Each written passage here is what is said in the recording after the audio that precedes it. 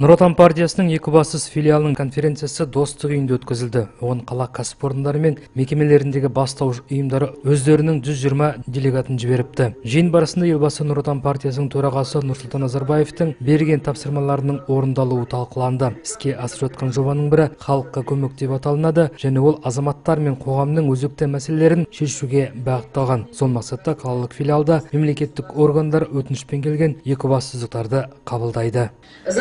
Ағымдағы жылдың бірінші тоқсанында партияның Екібастұз филиалына 165 өтініш келіп түсті. Оның 110-ы көпбалалы отбасылардікі. 132 өтініш бойынша мәселе шешілді. 33 бойынша түсініктемелер мен ұсыныстар берілді. Сөйтіп партия кеңесшісі көпбалалы отбасыларға көрсетіліп жатқан көмектерді тізбектеуге кіріскенімен жергілікті филиал басшысы баяндамашыны ортадан тоқтатты. Нұржан Кемерұлының пікірінше, атқарылып жатқан шаруалардың барлығы бюджет есебінен жүзеге асуда. Ал кәсіпорындар тұңғыш президент тапсырмасын орындауға асығар емес. Ал көпбалалы отбасыларды қолдау мақсатында шаһарымызда жаңа көпқабатты үй бой көтермекші.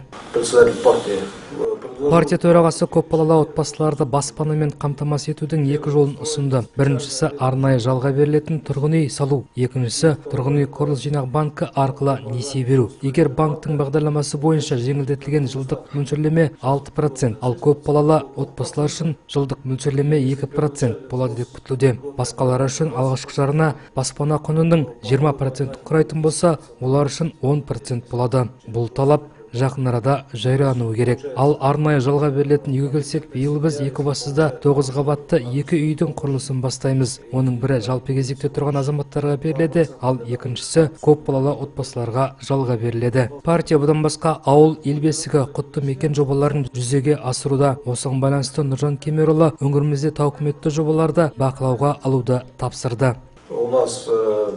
Бізде екі проблемалы жоба бар, соларды бақылауға алыңыздар.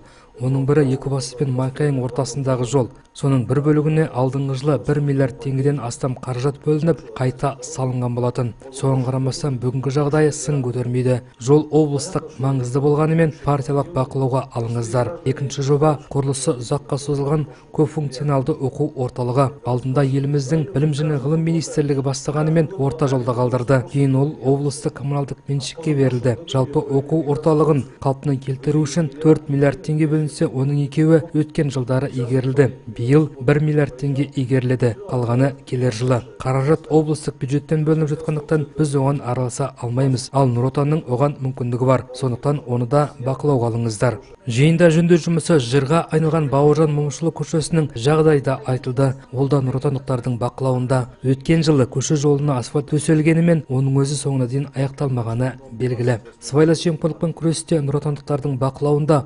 Ол жағынан да Екібастұзда орын алған келеңсіздіктер бар екен. Өткен жылы осында әкім орынбасары аппарат басшысы болып Кантаев деген азамат қызмет атқарды. Оған қатысты қылмыстық іс ашылды. Былтыр ақпан айында аулаларды абаттандырумен айналысатын Мирас компаниясынан бөлінген ақшаның 10% көлемінде пара беруге мәжбүрлеген. Жылдың ортасында оны алып алған. Сыбайлас жемқорлықпен күресушілер ол кезде атқарылған жұмыстардың толық көлемде істелінбегенін анықтаған. Кантаевпен бірге тұрғын үй коммуналдық шаруашылығы, жолаушылар көлігі және автожолдар бөлімі басшысының орынбасары Қарабеков деген қылмыстық келісім жасаған. Бірақ екеуі де жұмыстан шығып кетті. Сонымен қатар қылмыстық іс аяқталмады. Өйткені екеуі де жұмыстан шықты. Оның үстіне пара алып жатқанда ешкім ұсталмады. Осыған қарамастан осындай ақпарат бар. Мердігер кәсіпорынның ол жөнінде берген түсініктемелері бар. Сыбайлас жемқорлықпен күресушілер бұл жөнінде осындай құқық бұзушылықтар бар екенін қоғамды бұқаралық ақпарат құралдары арқылы ақпараттандыру керек деп өтінді. Сондықтан барлықтарыңызға ескерту жасаймын. Жиын соңында Екібастұздық Нұр Отандықтар облыстық конференцияға баратын 15 делегатты таңдады. Ол сәуірдің 17-сіне белгіленсе, ал партияның съезі 23 болады деп күтілуде. Сол күні Нұр Отан партиясы кезектен тыс президенттік сайлауға қатысатын өздерінің кандидаттарын анықтайтын болады.